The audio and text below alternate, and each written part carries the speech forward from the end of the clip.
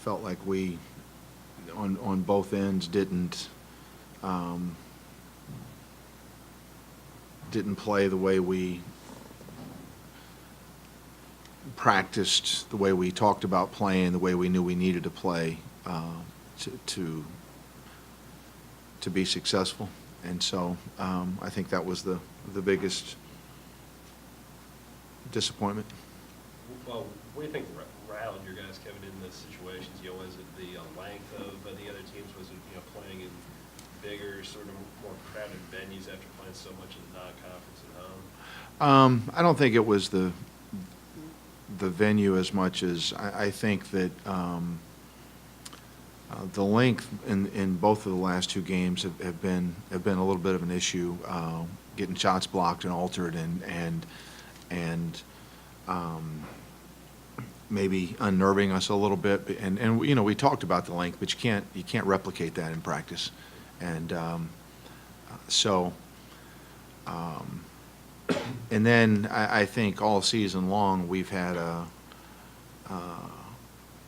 an offense affecting our defense kind of mentality, which, you know, again is a real dangerous way to live. And so, you know, in those stretches where our offense isn't working, our defense needs to be more prevalent and better. And I would say, generally speaking, this season has been worse.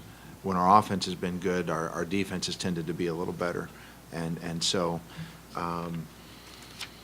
but again, it's you know, we're dealing with seniors here for the most part, and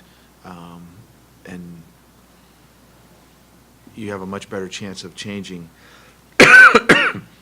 habits with young guys than you do with older guys. So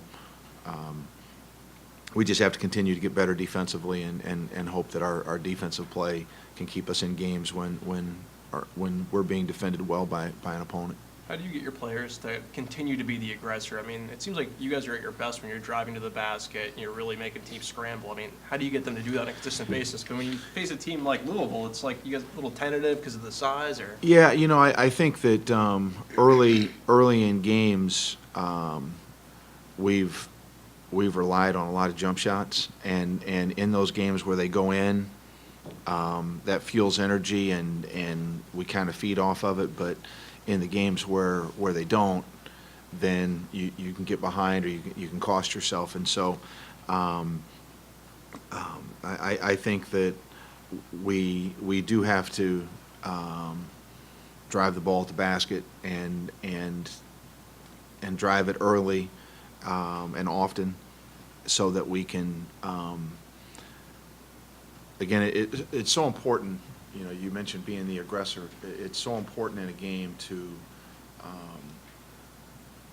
be the aggressor. Just to be one side or the other is generally going to be the most aggressive, and if you can be the team that is playing with the most aggressiveness, and it's such a beneficial thing, and so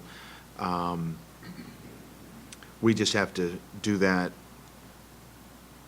in ways other than just making jump shots, and we have to be able to do it offensively in ways other than making jump shots. And I thought in the second half, you know, our defense helped us become the aggressor. You know, we changed defenses and half court trapped a little bit, and I thought that I thought that sort of initiated us being the aggressor, and then we started driving it, and all of a sudden you look up and we've got a ball game again, when at halftime you wondered whether it would ever could be a game. And so maybe just some lessons that are being learned, and hopefully some growth taking place in those areas. You've got some guys that can really shoot. I mean, can that be a double-edged sword in that regard, where, you know, they're really confident they can make those jump shots early? And I don't know if it's a double-edged sword. I think that I think if you just become reliant on being a jump shooting team, then you're asking for problems. And we need more post touches. We need more drives. it'd be nice if we got more steals and opportunities from our defense. And, but I think that if you just rely on jump shots to bail you out, then, especially on the road, you're asking for problems. Do you find that your players get down on themselves, let up a little bit, maybe even out when things aren't going well? I don't know that they get down on themselves. I don't feel that necessarily. There might be a pouting component to one or two of them on occasion, but I don't think that they get down on themselves, and I just think that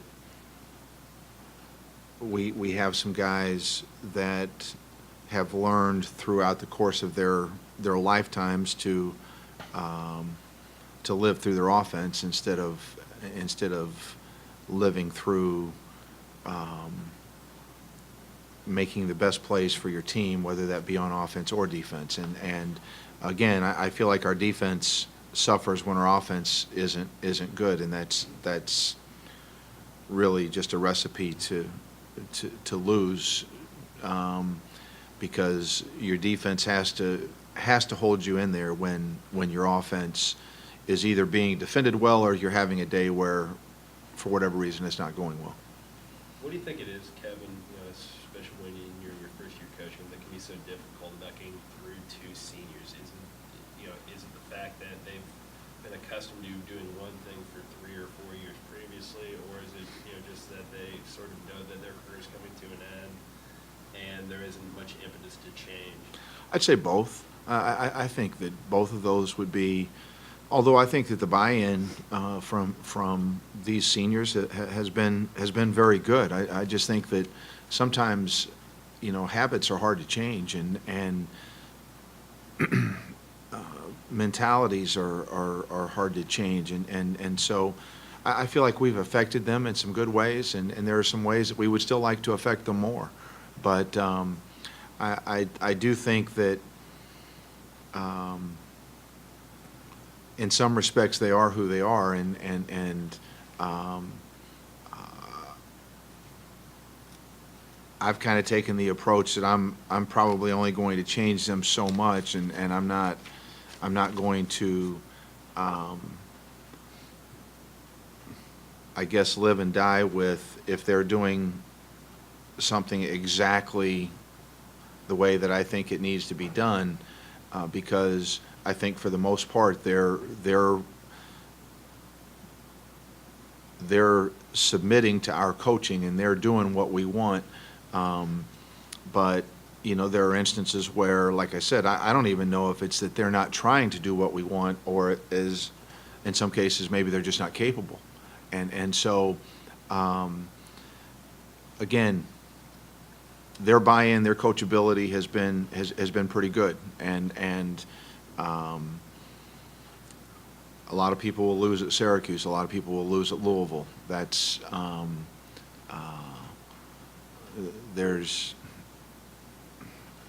those are two good teams and two difficult places to play, and they've won. Those people are used to winning there.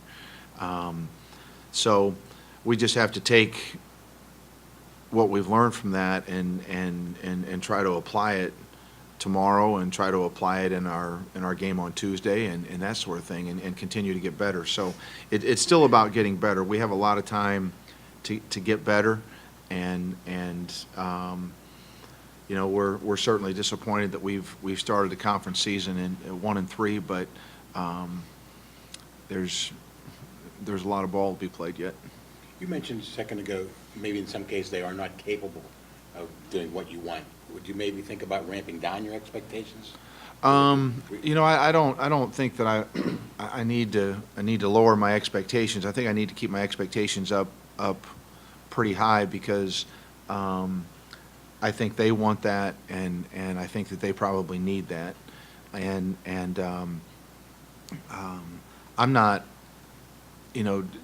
I'm not disappointed in them. I'm not disappointed.